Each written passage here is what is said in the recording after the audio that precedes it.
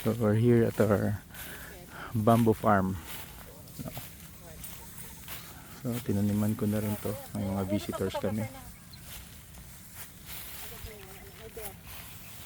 Dito tayo sa other side para makita nyo.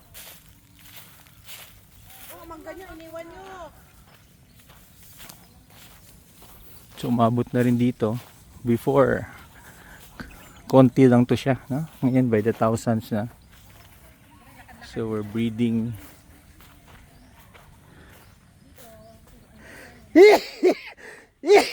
Sorry. Diin ang kuan mo. Nabuhi na tong avocado.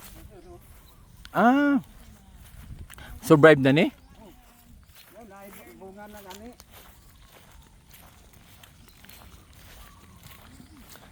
Ano ni nga kahoy?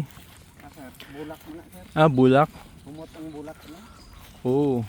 Ito avocado. Di at least nabuhi ni siya. Ginadilig-diligan mo din?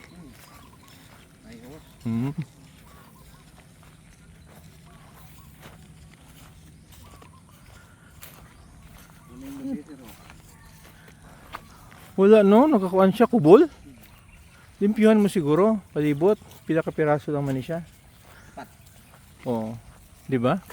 Pero ang kuan buhi ng tulos na no, pila? Apat? Avocado. Avocado? 5. 5 ka avocado. May bunga gani sir, nagbulak kay sige na kog tuob. May butong ka na didikto oh, lubi oh. Palay galing sir kay aksyon butong mahulog. Oo. Hapit ko na igo diha. Pulok ka buok bunga dagko. Di kaya yang butay maibot.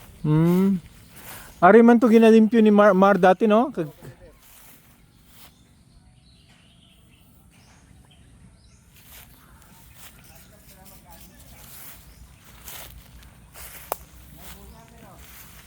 Avocado? Ito avocado sobrang init napabunga na eh. Hindi lang makita ba na ana sa babaw. Ito sa avocado. Matamis to na variety eh, no? Na avocado. Ano maday tubig diri oh, sumo nang buhi siya. Di ba? May lubi diri oh. Nabuhi na. Ay dagan kon dito katong nangahulog bulang aning laya na.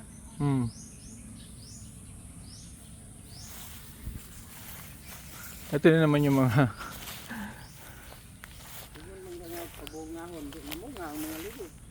ang kuha na lang ang pabunga ni ano ni dragon fruit. Dragon fruit, dugay-dugay pag yun lang.